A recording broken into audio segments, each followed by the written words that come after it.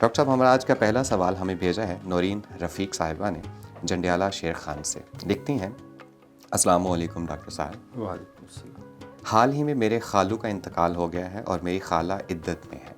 Internet پر آپ کا programme دیکھا تو سوچا کہ ان کی طرف سے آپ سے سوال پوچھ لوں. وہ یہ جاننا چاہتی ہیں کہ وہ کتنا عرصہ تک عدت میں رہ سکتی ہیں کیونکہ ان کے چھوٹے چھوٹے بچے ہیں. ان کے بچوں کی پرورش اور تعلیم و تربیت کی ذمہ دار صرف وہ خود ہی ہیں اور ایصال ثواب کے لیے عدت کے دوران کوئی ورد یا وظیفہ کر سکتی ہیں، اور اگر اس حالت میں کچھ پڑھائی کرنی ہی ہے تو کیا پڑھائی کریں؟ مہربانی کر کے رہنمائی فرما دیں. شکریہ. جی ڈاکٹر صاحب. بسم اللہ الرحمن الرحیم. شکریہ عمران صاحب. Welcome sir. ہماری بیٹی نے جو سوال پوچھا ہے یہ ایک شرعی مسئلہ ہے کہ جو بیوہ ہو جاتی ہے یعنی جس کا شوہر اللہ کو پیارا ہو جاتا ہے تو شرعی طور پر 4 ماہ اور 10 دن جو ہے وہ اس کی عدت ہوتی ہے. عدت کا مطلب ہے اس دوران وہ کوئی نکاح وغیرہ نہیں کر سکتی، اور جس طرح ایک عام روٹین نارمل لائف میں خواتین بناؤ سنگار کرنا اور تقریبات میں جانا اور سرے عام بازار بھی ہر جگہ جہاں انہیں سہولت ہوتی ہے جاتی ہیں، تو ان چیزوں سے اجتناب کرنا جو ہے. لیکن یہ مطلب بھی نہیں کہ کمرے کے اندر یا ایک مکان میں ہی بند ہو کے رہ جائیں.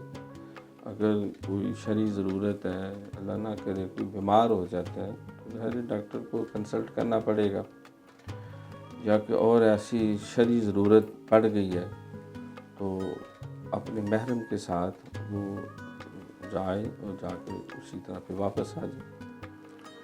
تو عدت کا مطلب جو ہے اس میں باقی تو سارے معاملات وہ شرعی جتنے ضروریات ہیں، نماز، روزہ، حج، زکوٰۃ، دیگر معاملات وہ سارے جاری رکھیں. حج چلو سفر میں آ جاتے تو وہ جہاں اس کا شوہر کا انتقال ہوا ہے یا جو ان کا گھر ہے جہاں موسٹلی وہ رہے ہیں یا رہ رہے ہیں تو اسی جگہ عدت کرنا جو ہے وہ شرعی کی ضرورت ہے.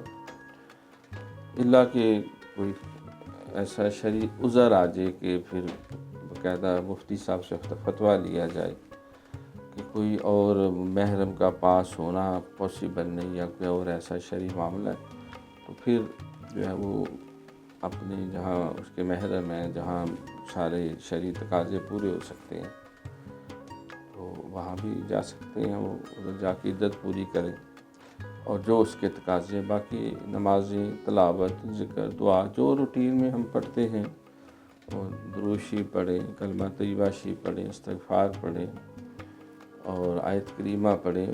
اور اگر اپنے میاں کے ایصال ثواب کے لیے جتنا قرآن پڑھا جاتا ہے پڑھ لیں. جو سورۃ اخلاص پڑھ لی جائے، سورۃ یاسین پڑھ لی جائے، نوافل پڑھ لیں، نفلی روزے رکھے جا سکتے ہیں. ہر امر خیر کرنے کی اجازت ہے. مطلب عدت والی وہ مسائل نہیں ہے جو حیض و نفاس والے معاملات ہوتے ہیں، جو ایک نارملی لائف ہے. صرف یہ ہے کہ ان حدود و قیود کی پابندی کی جائے جو شریعت نے مقرر کی ہیں تاکہ وہ عدت کا جو مین ٹارگٹ ہے وہ متاثر نہ ہو. 4 ماہ اور 10 دن جو ہے اس میں بھی بہت ساری حکمتیں ہیں، کیونکہ اگر اللہ کی طرف سے کوئی بچی اور بچے کی خوشخبری ہے تو اس کا بھی ظہور ہو جاتا ہے، پتہ چل جاتا ہے. پھر جو ہے وہ عدت جو ہے وہ پھر وضع عمل تک چلی جاتی ہے. 4 ماہ 10 دن کا نہیں رہتا، جب تک بچہ پیدا نہیں ہو جاتا اتنی دیر تک پھر وہ آگے کوئی نکاح وغیرہ وہ نہیں کر سکتا.